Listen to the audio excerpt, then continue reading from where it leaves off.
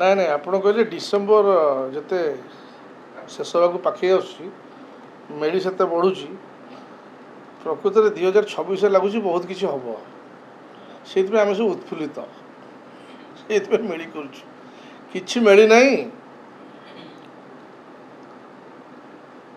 ଶୁଣନ୍ତୁ ରାଜନୀତି କଲେ ଚର୍ଚ୍ଚା ହେବ ଚର୍ଚ୍ଚା ହେଲେ ସମସ୍ତଙ୍କୁ ଖୋରାକ ମିଳିବ ହେଲା କଥା ବଟ୍ ଅନ୍ତର୍ନିହିତ ଉଦ୍ଦେଶ୍ୟ ଯାହା ଅଛି ତା ହେଉଛି ଆମେ ଏକାଠି ବସିଥିଲୁ ନିର୍ବାଚନରେ ଅନେକ କିଛି ଘଟଣା ଘଟିଗଲା ତାପରେ ଦୂର ଦୂରାନ୍ତ ଯେଉଁମାନେ ସବୁ ଥିଲେ ଯଥା ମାଲକାନଗିରି ହେଉ କୋରାପୁଟ ହେଉ ବରଗଡ଼ ଦେଖା ହେଇନଥିଲା ଗୋଟେ ଏକାଠି ବସି ଗୋଟେ ବଣଭୋଜି ଆମେ କରୁଥିଲୁ ସେଥିପାଇଁ ଗୋଟେ ପ୍ରପୋଜାଲ୍ ଦେଲୁ ଏବଂ ଆପଣମାନେ ଯେଉଁ ନାଁ ଦେଇଛନ୍ତି ଲିଗାସି ଯେଉଁମାନେ କହିଛନ୍ତି ଆମେ ଯେଉଁ ଯୁବ ନେତୃତ୍ୱ କେଇ ଜଣ ଅଛୁ ଆମେ ସମସ୍ତଙ୍କୁ କଣ୍ଟାକ୍ଟ କଲୁ ସମସ୍ତେ ଖୁସିରେ ଖୁସିରେ ରାଜି ହେଇଗଲେ ତ ରାଜି ହେଲେ ଆଉ ସବୁ ଖାଇବା ପିଇବା ନାଚ ଗୀତ କରିବା ସେ ଦୃଷ୍ଟିରୁ ଗୋଟେ ସେଇ ପରିପ୍ରେକ୍ଷୀରେ ଗୋଟେ ହେଇଥିଲା ଆ ଭିତରେ ଅନ୍ୟ କୌଣସି ଉଦ୍ଦେଶ୍ୟ ନାହିଁ। ଆଜ୍ଞା ଯେହେତୁ ଆଗାମୀ ଦିନରେ ପ୍ରତିଷ୍ଠା ଦିବସ ଆସୁଛି ଦଳ ମଧ୍ୟ ଅନେକ ନୂଆ ଯୋଜନା ଆଣୁଛି ବା ନୂଆ ରୋଡମ୍ୟାପ୍ ନେଇ ଆଗକୁ ଯାଉଛି ସେ ରୋଡମ୍ୟାପ୍କୁ ଗାଁ ଗାଁରେ ଯିବ ଦଳ ଆନ୍ଦୋଳନ କରିବ ଏସବୁ ଭିତରେ ଦଳ ଗୋଟେ ନୂଆ ଆଭିମୁଖ୍ୟ ନେଇ ବର୍ତ୍ତମାନ ଲୋକଙ୍କ ସାମ୍ନାକୁ ଆସିବାକୁ ଯାଉଛି ସେଥିରେ ଯେଉଁ ଆପଣମାନଙ୍କ ଭୂମିକା କ'ଣ ଯେଉଁମାନେ ଯୁବ ନେତୃତ୍ୱ ରହିଛନ୍ତି? ଭୂମିକା ଆମେ ଗୋଟେ ସମସ୍ତେ ହେଉଛୁ ଏ ଦଳର ଶୃଙ୍ଖଳିତ ସୈନିକ ଦଳର ମାନ୍ୟବର ସଭାପତି ଯାହା ନିର୍ଦ୍ଦେଶ ଦେବେ ତାକୁ ଅକ୍ଷରେ ଅକ୍ଷରେ ପାଳନ କରିବା ଆମମାନଙ୍କ କର୍ତ୍ତବ୍ୟ ତ ସେଇ ପରିପ୍ରେକ୍ଷୀରେ ଆମର ନୋଟିସ୍ ଆସିଛି ପ୍ରତ୍ୟେକ ବର୍ଷ ଆସେ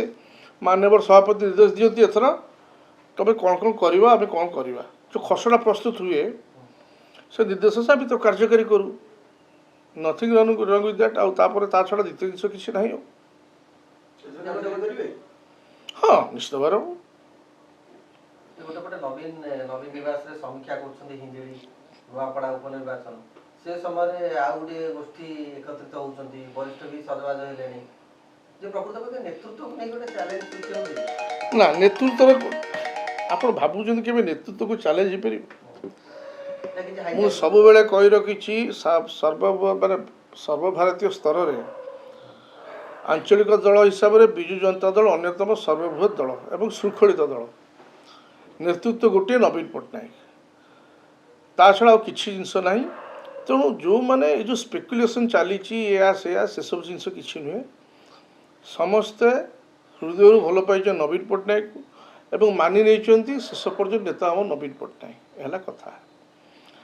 ତେଣୁ ଆଜି ନେତୃତ୍ୱର ସଙ୍କଟ ଆସିଲା କେଉଁଠୁ ବାକି ରହିଲା ଦଳ ମୋତେ କିଛି ପ୍ରଶ୍ନ ପଚାରୁଛନ୍ତି ନୂତନ ଦଳ ଗଢ଼ା ହେବ ନୂତନ ଦଳ ଗଢ଼ିବୁ କାହିଁକି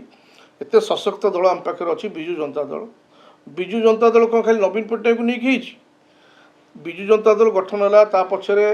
ଅନେକ ଯଥା ଦିବଙ୍ଗତ ନେତାମାନେ ଅଛନ୍ତି ତା ଭିତରୁ ଅନ୍ୟତମ ମୋ ବାପା ମଧ୍ୟ ଅଛନ୍ତି ଅନ୍ୟ ସିନିୟର ନେତା ଅଛନ୍ତି କାଳନ୍ଦୀ ବେହେରା ଅଛନ୍ତି